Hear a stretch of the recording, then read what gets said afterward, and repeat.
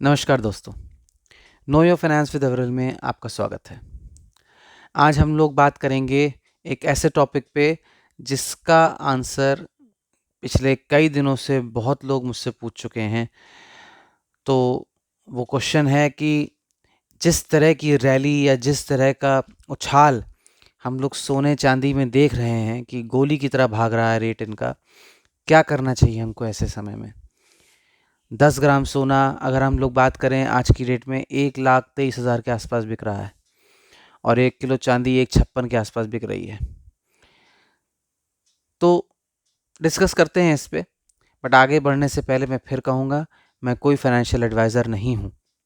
मैं जो भी कहूँगा अपनी समझ और अपनी ऑब्जर्वेशंस या अपने एक्सपीरियंस के बेस पे कहूँगा। आप कुछ भी कदम उठाने से पहले अपने किसी फाइनेंशियल एडवाइज़र से डिस्कस कर लें। तो दोस्तों, ये तो एक वेल नोन फैक्ट है आज की डेट में कि पिछले 1 साल में गोल्ड ने 48% के आसपास का रिटर्न दिया है। अगर जनवरी से ही केवल कैलकुलेट कर लें तो 42-43% का दिया हुआ है। बट ये कोई प्रिडिक्टेड तो नहीं था और गोल्ड कभी इस तरह का रिटर्न नहीं दिया है। गोल्ड ने हमेशा जब भी ऐसे रिटर्न दिए हैं तो वो केवल वो समय थे जब या तो कोई अनसर्टेनिटी थी या कोई वॉर थी या कुछ था।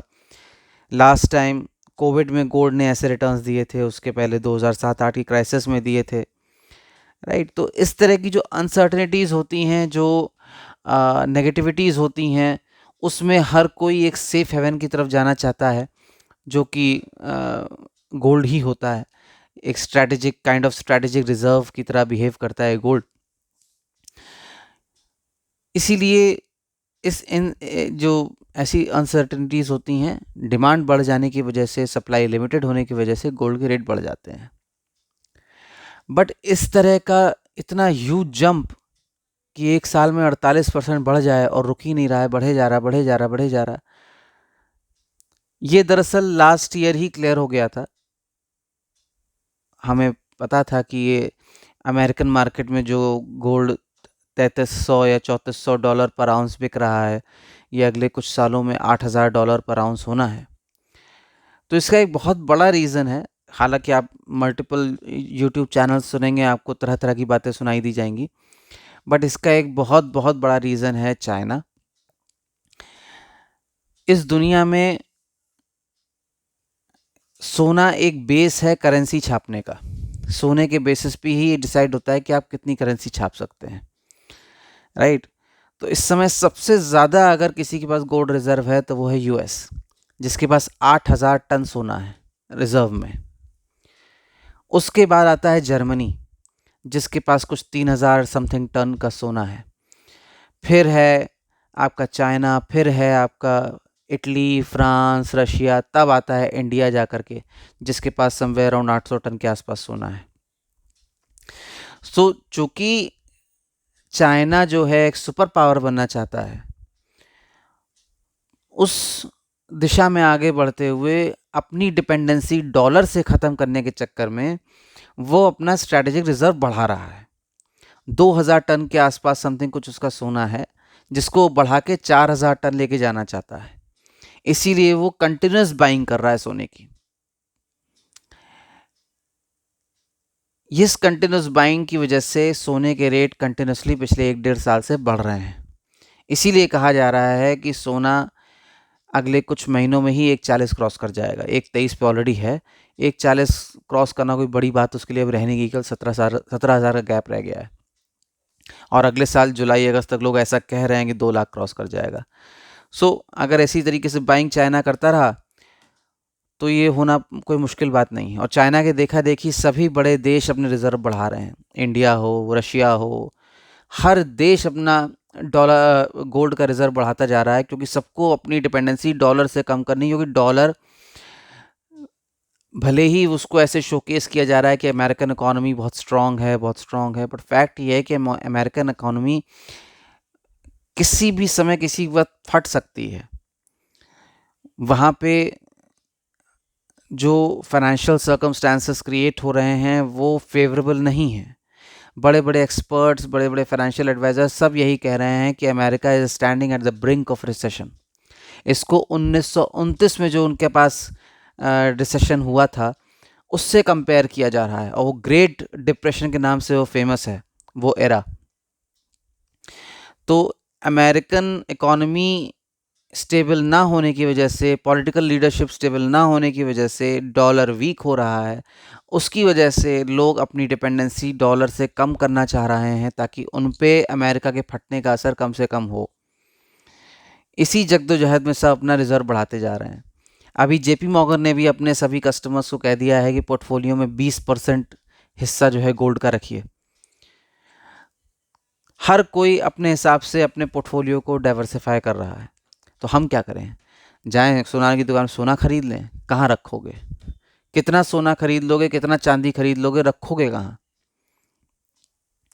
तो ऐसे में, और मान लीजिए ये सारे एक्सपर्ट्स गलत हैं, मेरा एक्सपीरियंस जो है वो भी सब गलत हो जाए, और कल से सोना जो है गिरना शुरू हो जाए, गिर करके वापस से 60,000 पे आ जाए, 50,000 पे आ जाए, फिर हमने तो खरीदा है सवा लाख पे, 50,000 की वैल्यू रह जाएगी उसकी।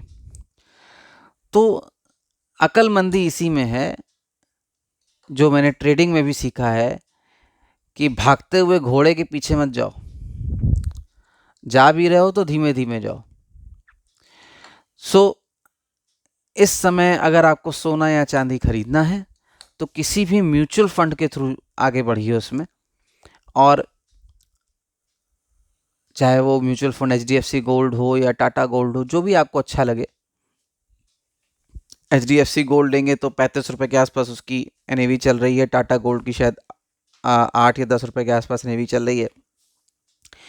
तो इसमें मंथली बेसिस पे, लेट्स से अगर आप 100 रुपये कमा रहे हैं और 50 रुपये आप सेव कर रहे हैं, सिर्फ डिस्कशन के पर्सपेक्टिव से मैं ये बोल रहा हूँ, अगर आप 50 रुपये सेव कर रहे हैं तो 50 रुपये में कम से कम 30% पैसा, कितना हुआ 50 रुपये, 15 रुपया, 15 रुपये आप म्यूचुअल फंड में गोल्ड के डाल दीजिए। हर महीने डालते रहिए, धीमे धीमे धीमे धीमे उसकी यूनिट्स खरीदते रहिए। गिरे तो खरीदिए, बढ़े तो खरीदिए, सोचिए मत।